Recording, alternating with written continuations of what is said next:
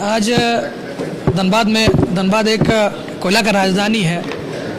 कोयला को लेके हमेशा यहाँ पे कुछ समस्याएं रहते हैं। आउटसोर्सिंग कंपनियां का कुछ समस्या रहती है, बीसीसीएल का कुछ समस्या रहती है, उसमें पुलिस का भी कुछ समस्या है, बीसीसीएल का है। ये सब का एक पहले सबके साथ एक सब स्टेक होल्डर के साथ आज एक मीटिंग यहाँ पे किया है।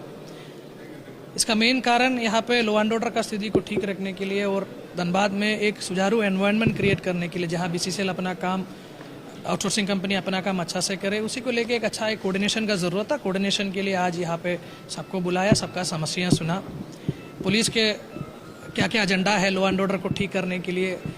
हम लोगों का भी कुछ पॉइंट हम लोग बीसीसीएल और आउटसोर्सिंग वाला और सीएसएफ को हम लोग दे दिया, उन लोगों का भी समस्या सुना। ये इस बार हम पहली बार मीटिंग किया है। अभी इस टाइप का मीटिंग हम लोग बार बार करेंगे, थाना लेवल पे और एसडीपीओ लेवल पे भी इसे मीटिंग करेंगे। इसका मेन उद्देश्य है कि पिछले 2 महीने में कुछ आउटसोर्सिंग के जगह पर वर्चस्व को लेके कुछ लड़ाई हुआ था। इस लड़ाई को ख़त्म करना और धनबाद का विधि व्यवस्था को और बेहतर करने के लिए हम लोग आज मीटिंग किया है। मुख्यतः बेसिकली बीसीसीएल का और आउटसोर्सिंग कंपनियां का जो भी समस्या है, उन लोगों का एरिया स्पेसिफिक 12 एरिया का जीएम और 12 एरिया में काम करने वाला आउटसोर्सिंग कंपनी लोग आया हुआ था। उन लोगों का समस्या का हम लोग नोट डाउन किया है। स्पेसिफिक इन लोगों का कुछ समस्या है, कुछ सामूहिक समस्या है। उसके बाद एक सोल्यूशन हम लोग इन लोगों के साथ मिलकर हम लोग एक रणनीति तय किया है और रणनीति के आधार पर आगे हम लोग कार्रवाई करेंगे। एक सीएसएफ का डीएजी साहब भी आया हुआ था और डीटी जो संजय कुमार है वो भी इस मीटिंग में आया हुआ था। जैसे कि मेरा प्राइम फोकस कोयला चोरी को रोकना और उसके साथ साथ धनबाद का विधि व्यवस्था है। विगत दिन में जो 2-3 घटना घटा है, इसका कारण वर्चस्व को लेकर लड़ाई है। कुछ क्रिमिनल लोगों के द्वारा काम करने के आड़ पर बीसीसीएल के बहुत सारे आउटसोर्सिंग कंपनियां में नौकरी कर रहा है या कंपनियां का लाइसेंस का काम कर रहा है, ऐसे लोगों को चिन्हित करते हुए इन लोगों के बारे में रिपोर्ट करने के लिए लोगों को निर्देश दिया है। अगर किसी भी आउटसोर्सिंग कंपनी किसी भी क्रिमिनल का सपोर्ट अगर करेंगे, उसको मदद करेंगे, या किसी रोड सेल के नाम पर अगर कोई क्रिमिनल अपना वर्चस्व के लिए किसी भी आउटसोर्सिंग के जगह पर अपना बदमाशी करेंगे, तो ऐसे लोगों को चिन्हित करते हुए रिपोर्ट देने का निर्देश अभी बीसीसीएल वाला को दे दिया है।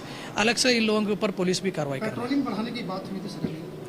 जैसे कि बीसीसीएल का कहना है कि कुछ जगह पर इन लोगों का पेट्रोलिंग बढ़ाने का ज़रूरत है, लेकिन पुलिस का काम पूरा धनबाद में पेट्रोलिंग करना है। बीसीसीएल का भी अगर अलग से पेट्रोलिंग करने का ज़रूरत है तो इन लोगों के पास सीएसएफ तो है ही है, सीएसएफ अपना पेट्रोलिंग करेंगे और उसको सपोर्ट करने के लिए, थोड़ा मदद करने के लिए हम लोगों का भी पेट्रोलिंग रहेगा। कुछ ऐसे लोगों को चिन्हित किया गया है जिनका नाम अभी हम लोग इलेक्शन के चलते और जो 2-3 घटना जो घटा है उसी के चलते ऑलमोस्ट 700-800 लोगों का लिस्ट हम लोग धनबाद का बनाया हुआ है, जो हैबिचुअल क्रिमिनल है और बहुत गंभीर क्रिमिनल केसेस में जेल में जा चुका है या नाम एफआईआर में आया है। ऐसे लोगों को हम लोग चिन्हित किया। इन लोगों के ऊपर हम लोग प्रिवेंटिव एक्शन भी कर रहे हैं और जिसके ऊपर 3 से अधिक केस है, ऐसे लोगों के ऊपर हम लोग सीसीए का भी प्रपोजल हम लोग तैयार कर रहे हैं। अभी आप लोग खुद देख रहा है, जहाँ भी कुछ लॉ एंड ऑर्डर इश्यू अभी हुआ है, हम लोग एफआईआर करके हम लोग अभी कड़क कार्रवाई की है, उसी के चलते अभी शांत है। अब ऐसे घटनाओं का पुनरावृत्ति ना हो, उसी के लेके भी हम लोग अभी पहल कर रहे हैं।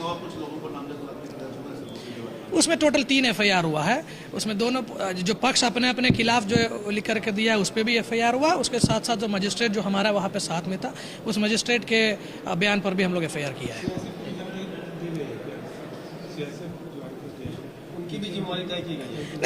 सीएसएफ का जिम्मेदारी ऑलरेडी बीसीसीएल के द्वारा तय किया गया ही है और ये लोग हम लोगों को अपना काम करने में हमेशा मदद भी कर रहा है।